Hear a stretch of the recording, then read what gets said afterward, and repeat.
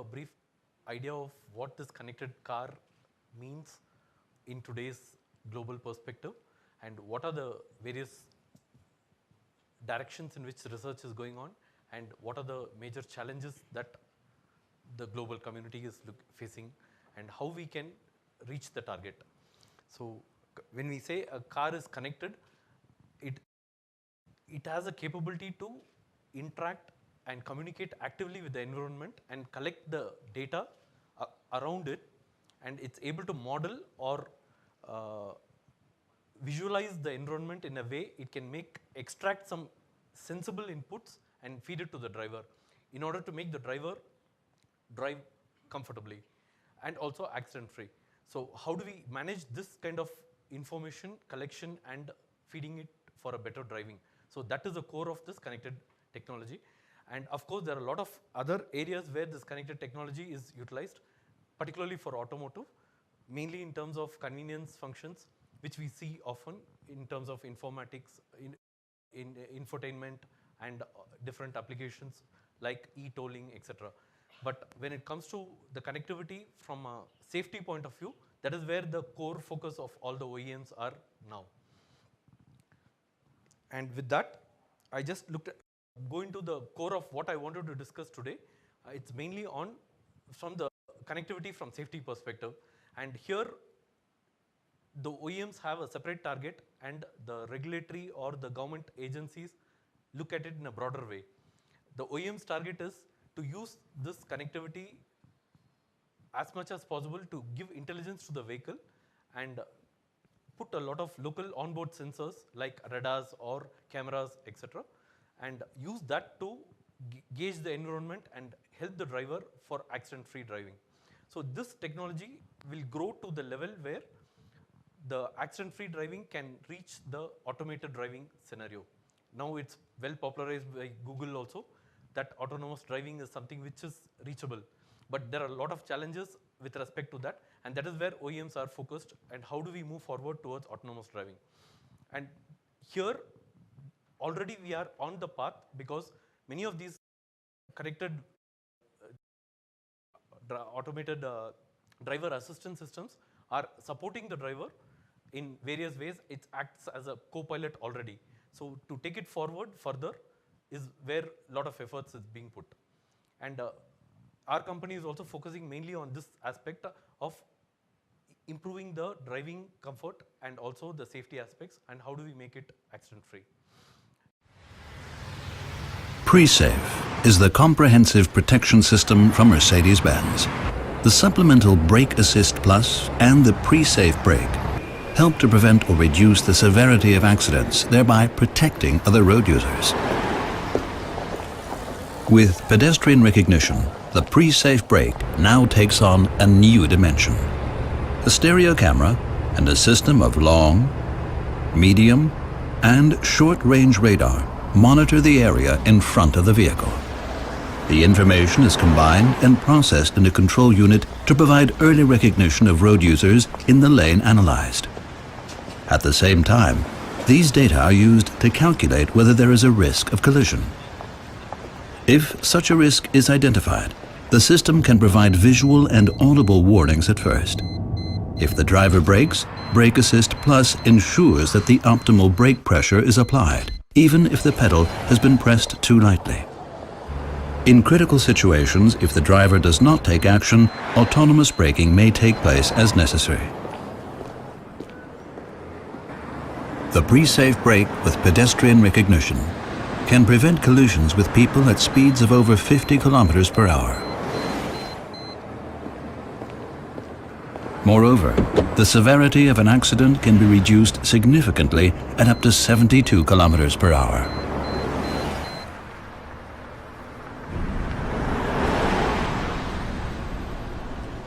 From the automotive OEM perspective, we look at connectedness from this point of view, where we put in multiple sensors and collect all the data and do an extensive algorithm analysis inside the onboard computer on the vehicle.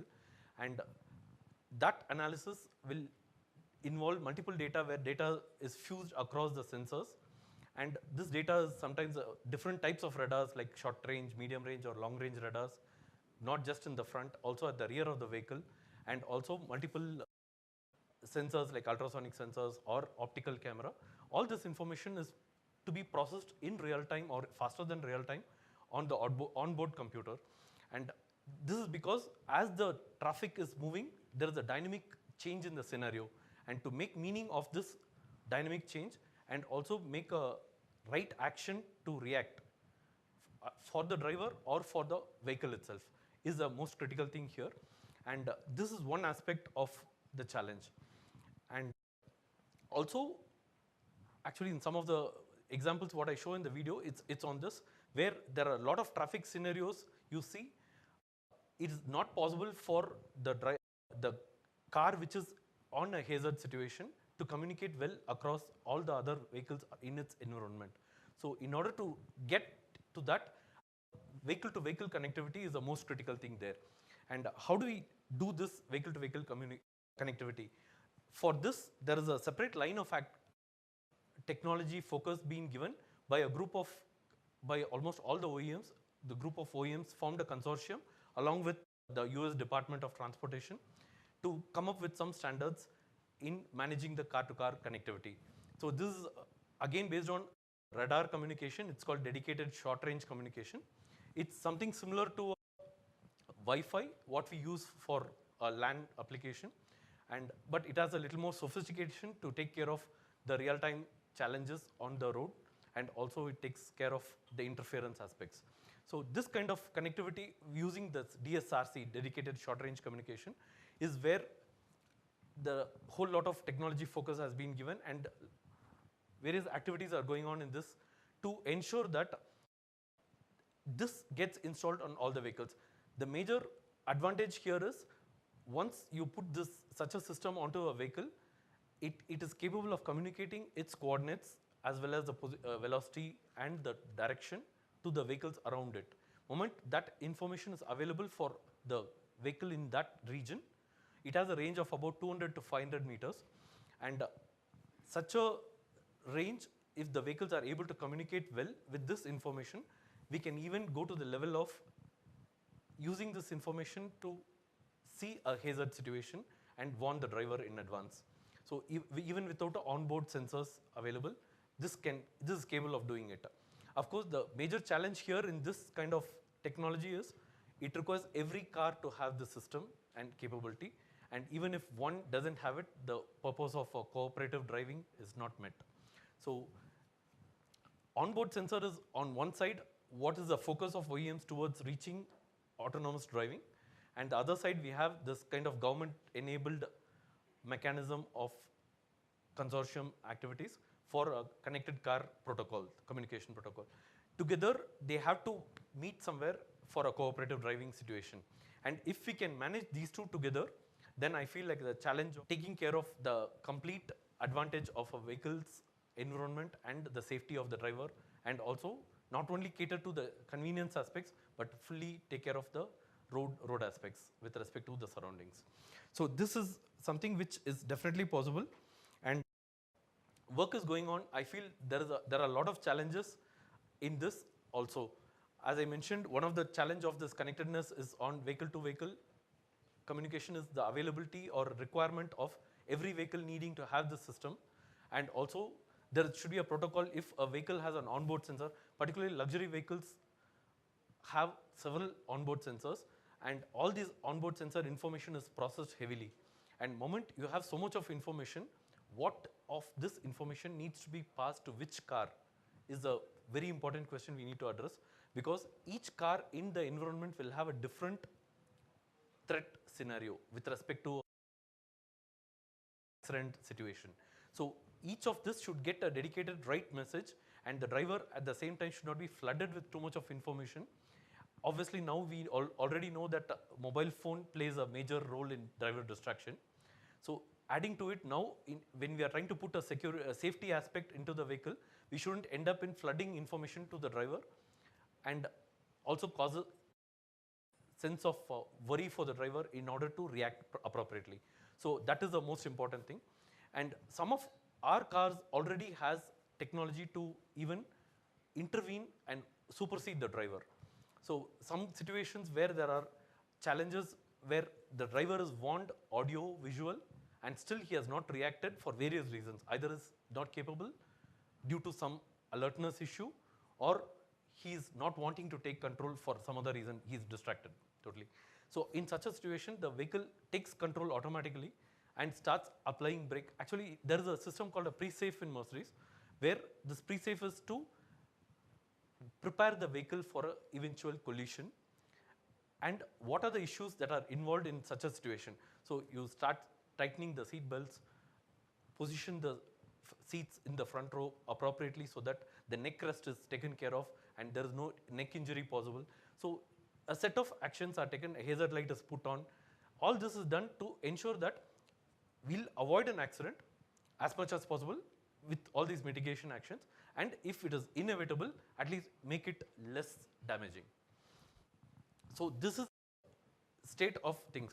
And in this process, some of the mitigation action go to the level of intervening and reducing the impact of the accident. So it can go and activate the brake to a level where it starts reducing the vehicle speed drastically. And even then the driver is not reacted by then, it goes to the level of braking it completely.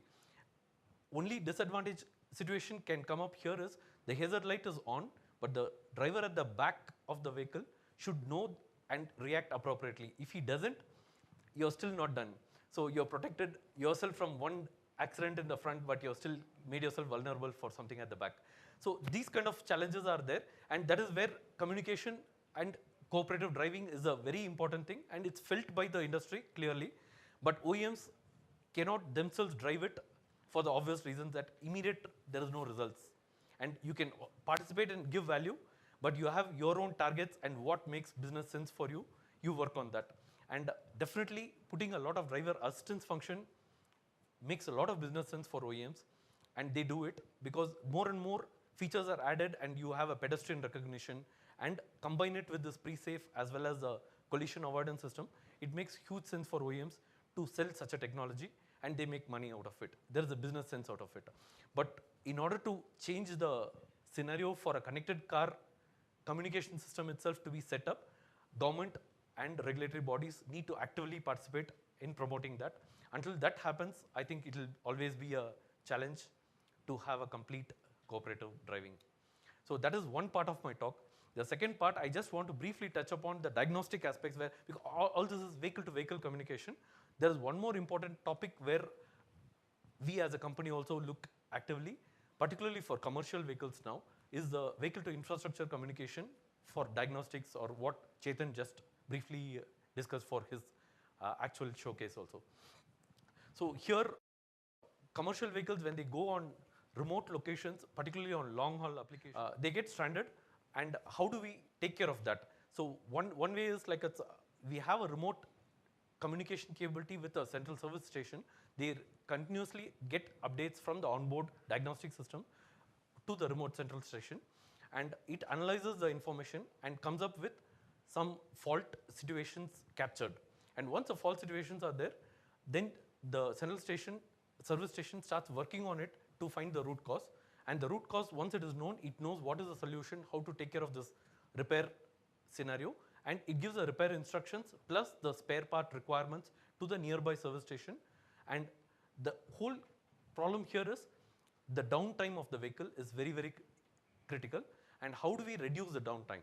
In a commercial vehicle, it makes a lot of business sense to keep minimal downtime. And in such a situation, how do we take care of it?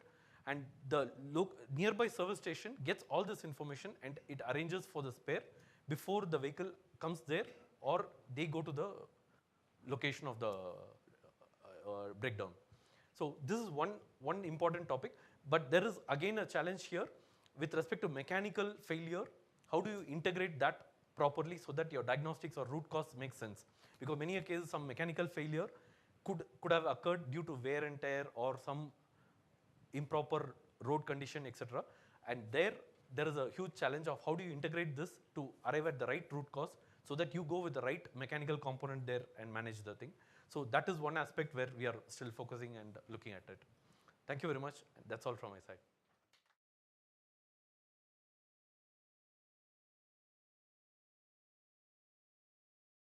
Do you ever think in India the DAS or the autonomous driving will be a reality? I think I leave this responsibility to Sri Krishnan because he is looking at the Indian scenario, but it's a difficult answer actually. To how to make meaning in an Indian drive scenario pose a lot of challenge. Just during lunchtime, we had a brief discussion to see whether we can have some lateral thoughts to handle Indian kind of challenges, where honking could be used as one of the indicator to find the density of traffic. If there's a traffic jam, and you hear, actually this was given by Amarjit, right? So that was a very innovative thought, and maybe such solutions should come up. But this technology is not so much advanced even in the organized traffic condition, well organized structured traffic condition, where there are a lot of traffic scenarios to there are a few traffic scenarios which cannot be predicted well, because simple thing like when a person is standing on the side of the road, we can't even say whether he is going to cross the road or not. It could be just incidental that he is standing on the road, but when you have to have an algorithm to estimate it, that speed it has to do this estimation because you don't have too much time. And if you estimate correctly, you would have protected that without a collision. Otherwise, it goes into a problem where like you end up in an accident. So such tricky things we do not know how to make a machine understand and tackle such situation. And in Indian environment, we can imagine like it's impossible. I wonder how we predict while driving.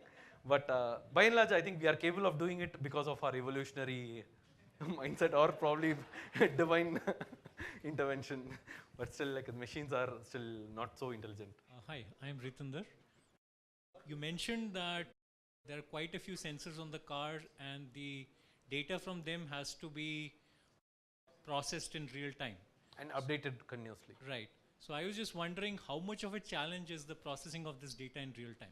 Definitely, it's a big challenge. Like right to find the right algorithm to identify a pedestrian appropriately, Right. and to have an idea of and whether that scenario is going to evolve with a high probability, Right. and if so, what kind of safety you have to take care. So do the processors that are being utilized currently, are they enough to handle this computation, or would it help if the computation could be done more efficiently somehow? Processing power is definitely an important factor, Okay. but and good algorithm is the Right. core Right. Sure. of it. Sure. And many of the traffic junctions, even in India, we face a lot of issues on some traffic junction. Let's say there are 4 roads, Right. and one person wants to turn. Right. He doesn't know the other person is waiting for him, or because once Sure. you start moving, he also moves. Right. It goes on like that. Finally, you do not know to wait or to move forward. Right. So that kind of scenarios is very difficult to actually. Even if you have a lot of computation power, it might be difficult. Yeah. Yeah. Yes. So some intelligence plus the good algorithms Sure. plus the computation power together should solve Fine. most of the things like Thanks. yeah.